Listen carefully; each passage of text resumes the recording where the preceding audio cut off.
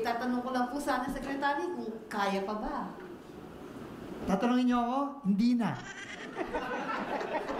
Pero ano, what choice do I have, right? What choice do I have? I have no choice. Po mga kababayan, itong si Secretary Vince Dizon, yung trabaho, kaya no choice na lang daw. Paano po ba? Yung mga nakaupo pa rin dyan, mga amo mo, naku po, Diyos ko. Wala pa rin mangyayari kapag habang nandyan yung mga amo mo, wala talaga. Talagang wala kang magagawang trabaho. Sayang lang yung paghihirap mo dyan, Secretary. Hanggat nandyan yung mga mandarambong na nakaupo dyan sa mga pwesto nila, walang mangyayari. Ayan, bago po natin panoorin yung mga ibang video at balita dito, bago nyo natin kalimutan mag-subscribe. Ito na po yung mga susunod na balita, mga kababayan. Tanong ko lang po sana, Secretary, kung kaya pa ba? Tatanungin niyo ako? Hindi na. Pero ano, what choice do I have, right? What choice do I have? I have no choice. Medyo, parang maintindihan natin kung anong sinusubukan naming gawin dito. Kasi, aaminin ko sa inyong lahat, talagang habang tumatagal akong nakaupo dito sa DPWH, talagang araw-araw na lang parang may bagong mga nadidiscover dito at lumalaki ng lumalaki yung ating mga nakikitang mga problema. So kailangan talaga, base na rin sa direktiba ng Pangulo natin ng cleansing from top to bottom, kailangan talaga gawin nating very systematic itong ating gagawin dito. No? Dahil para sa akin, medyo kahit paano naman may karanasan na tayo sa gobyerno, talagang nakakalula at nakaka-overwhelm talaga yung laki ng problemang hinaharap nitong departamentong to. So I just wanted to, first and foremost, ilagay sa tamang konteksto. No? So dalawa ang kailangan nating major na gagawin in the next few weeks and months. No? Kasi hindi madali ito, hindi mabilis. Unang-una, kailangan nating panagutin yung mga dapat managot. Unang-una yun. No? Kasama dyan yung nakikita nyo kaming nakikipagtulungan sa ICI para alamin yung mga problema sa iba't ibang mga proyekto. Pero kasama din dito yung paglilinis at pagsasaayos ng organisasyon. No? From top to bottom. No?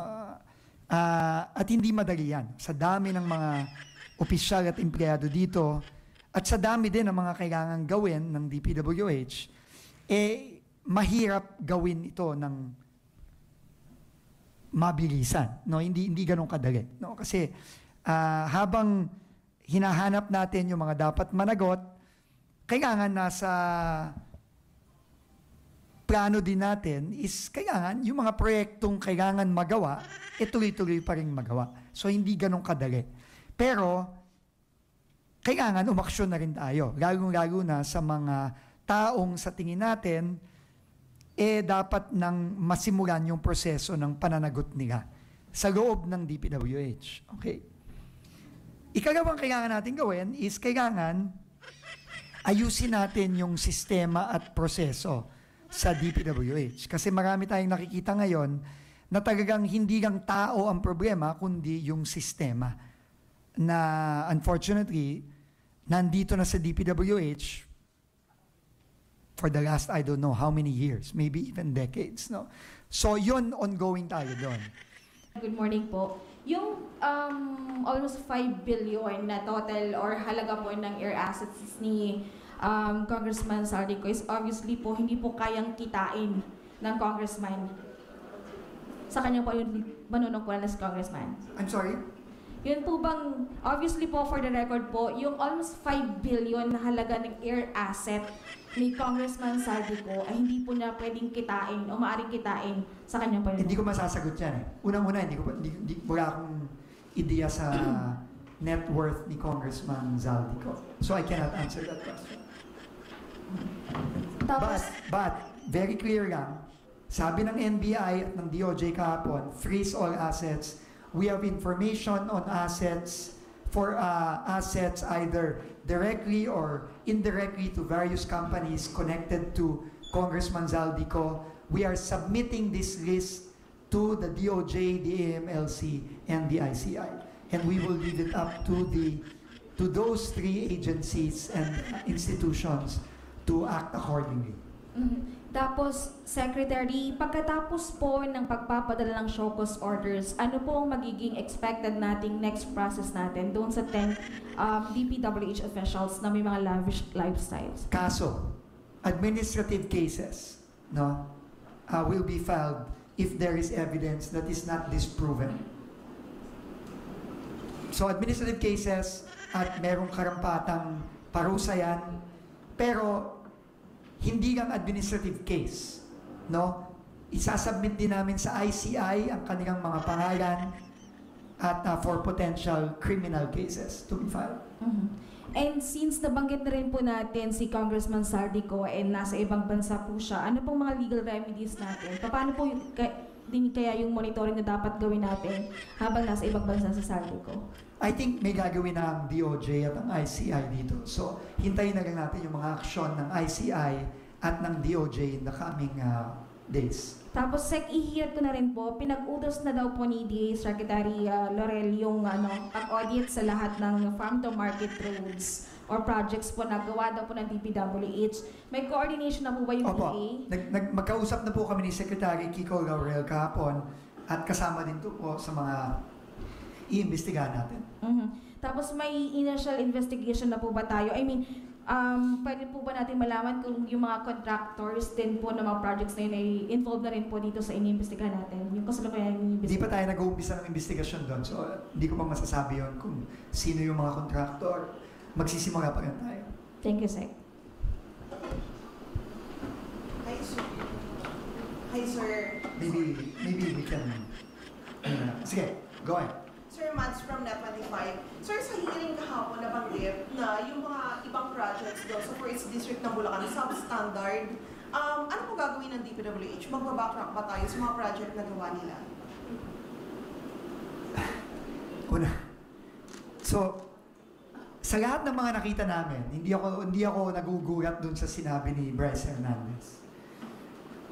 Pero, tingin ko hindi lang to First District of Bulacan. Tingin ko ito, makikita natin all over. At syempre, kailangan nating ayusin lahat yan. At kailangan nating i-correct. No, pero, kaya hindi talaga madali ito. No? These are thousands of projects all over the country. So, we have no choice. We have to fix them. I don't know how yet. I don't know how long it will take. But we have to fix them. And those contractors have to pay for them. Yung contractor ang mananagot dito. I don't know why. Ay nako, alam mo, Secretary, sa totoo lang, kahit anong gawin po natin, wala nang pagbabago. Kahit anong gawin natin trabaho, kahit anong gawin natin effort, wala din mangyayari dyan. E hanggat nakaupo pa yung mga amo natin, yung amo mo, amo natin lahat dito na namamahala sa ating gobyerno, andyan pa rin na yung kabulukan, hindi pa rin malilinis yan dahil poprotektahan nila, sigurado yung kanilang mga kakamping nakaupo sa gobyerno. Ang magandang solusyon talaga yan, mga kababayan, is mag-umpisa po sa ating presidente ito, mag-resign na lang po siya at mupo ang panibagong administrasyon kahit wala pa ang election dahil nga po wala pong mangyari at nakakahiya po yung bansa natin. Kahit anong gawin natin araw-araw, mag-Senate hearing pa yan, hindi pa rin ma-resolve hanggat nandyan sila. Gagawin nila lahat ng kaya nila para hindi na mapagtagpan yung mga kanilang kasalanan. Syempre sila ang makukulong dyan .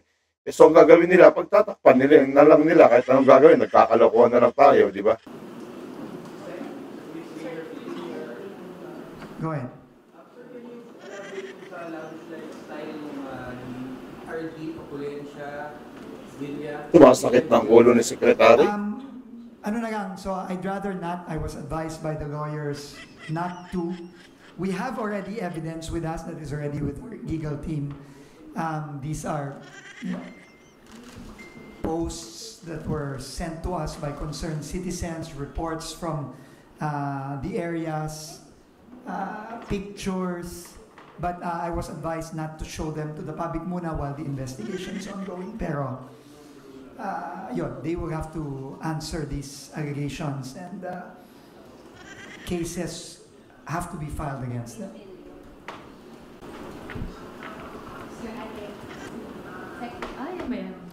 Hi, Zach. Zach, from Kaya time pa? of writing to AMLAC, to DOJ, how fast po kaya can the freeze order... Well, ano naman, tingin ko mabilis. No? Kamukha nung ginawa natin last week no, sa unang kaso, pag may freeze order, parang within a few days nakakakuha sila ng freeze order. So, no, so hopefully mabilis lang. No? Kagaya nung nakita nating bilis ng BSP at ng AMLAC last week. Sana yung bilis ni Superman. Ma'am, papatay ka. Yan. Clarify ko lang, Sec, because you started with the RDs na and the district engineers, but there have been observations, of course, na di ba hindi lang dyan. It started from the first stage, even from the Bids and Awards Committee. So, may nandun na ba tayo sa track na yun na from the onset, from, kunyari, the back, and then awarding it, and then Yes. Ang direktiba ng Pangulo, top to bottom cleansing. Top to bottom. Kaya mapapansin niyo po, doon sa unang kasong final natin at doon sa mga susunod na ifa-file din ng ICI na sinambit na nating mga base sa sinambit nating mga ebidensya at dokumento, top to bottom. may tinitignan Top to na ba bottom, mga kababayan. Ayan na. mga involved with bids and awards, ganyan. Are Yes. you looking into them? Yes. And we have already filed. There. So, this is top to bottom. Every step of the way. People have to account for this. Every step. Mga kababayan, top to bottom daw. So we need to tanggalin na yun, nasa taas, ng BBM, mga nasa baba, para matapos na paguluhan dito. So far po. Sa PICAB, wala pa kaming nakikitang links, no? But we will be looking at that also, but we will need to work with Secretary Chris Roque of DTI. No, kasi hindi pa natin talaga nakikita, tama si Ma'am Maki kanina, no? Sinabi niya, starting from sa baba, akyat to, and top, bottom, left, right, back, front, lahat to eh. Napakalawak na sistema nito. No, at definitely kasama ang PCAB dito. So, pero wala pa tayo doon. Okay, last siguro. Mga kababayan, nakita niyo yung sinabi ni Secretary Diesel from left and right, up and down daw, mga kababayan. Lahat na yata ng sides, sinabi niya na. Talaga wala pa rin mangyari as long as nandyan pa yung nasa taas, Mr. Secretary. Dapat talaga kayo, bumaba na kayo sa pwesto kung gusto nyo tumulino dito, mga mayang Pilipino, mag-resign na mula sa taas sa baba, from left to right, gaya nga ng sinabi mo, di ba? Afternoon. Ma'am, recently itinalaga po si dating SC spokesperson Attorney Brian Keith Osaka bilang Executive Director po ng ICI. May we know kung ano po yung mga i-consider para siya po yung ma-appoint doon sa position? Liliwanagin lamang po natin, no? Ang pagpili po kay Attorney Brian Osaka ay hindi po galing mismo sa Pangulo dahil binibigyan din po niya ang independence ng ICI sa pagpili. Nung ito po ay napili na po ng ICI members, yun lamang po ang kinonsidera kaya po ito na-appoint ng Pangulo. Okay. On another matter, sinabi niyo na nga po na titiyakin talaga yung independence nitong ICI. Pero paano po yung mga issue na ibinabato po kay Mayor Magalong dahil may ilang labor groups po na kine-question yung kanyang papel bilang investigator since mayor din po siya ng Baguio that may affect yung independence po ng body. Kabilang din po dun sa sinasabi ay yung isang tennis court na maanomalya rin po ang pagpapagawa ng Baguio City sa St. Gerard na pag-aari rin po ng mga diskaya. Opo, batid po natin at kinikilala po ng Pangulo ang ambag o naging ambag po ni Mayor Magalong at siya po ay tinalaga bilang special advisor. So liliwanagin po natin, ang pagtalaga po sa kanya ng Pangulo ay bilang special advisor at hindi po lead investigator or in any other form na pag-iimbestiga. Hindi po siya naitalaga sa pag-iimbestiga at hindi po at wala po siyang power over ito po ay under sa DILG. At opo, nababalita na nga po, medyo kunu-question po ang kanyang pagiging special advisor at yung kanyang ginagawang pag-iimbestiga. Although hindi po siya in-appoint as investigator. Nadinig po din natin ang kagalang-galang na Mayor Magalong na nauubusan na yata siya or busy siya or kinukulang na ang oras niya sa Baguio City dahil busy siya sa ICI. Hindi po gugustuhin ng Pangulong Marcos Jr. na makaligtaan ni Mayor Magalong ang mga kababayan natin sa Baguio City.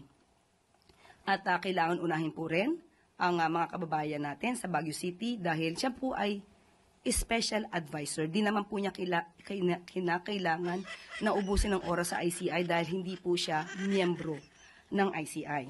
At ang tungkol naman po sa tennis court na di umano ay maanomalya. At dahil dito po, nakausap po natin ang Pangulo kahapon. At kung may issue po tungkol sa conflict of interest at paglabag sa konstitusyon dahil nagdadalawampung trabaho siya, ang sabi po ng Pangulo ay ipapaaral na ito sa legal team at kung saan po siya maaaring maisama or saan po siya nararapat ay doon po siguro siya pwedeng isama para po hindi ma-compromise ang independence ng ICI at hindi rin po magkaroon ng violation sa anumang batas. Ivan Mayrina, GMA News. Yusek, clarify ko lang, saan po galing yung 36 billion na ililipat from DPWH to DSWD? Ito from the current budget. Sa 2026, yung supposed to be na matitipid, di ba po? Yung matitipid na hindi na isasama dahil nakita na hindi dapat makasama sa DPWH flood control projects, doon na lang po kukunin para po mas maibigay sa nararapat at nangangailangan. Okay.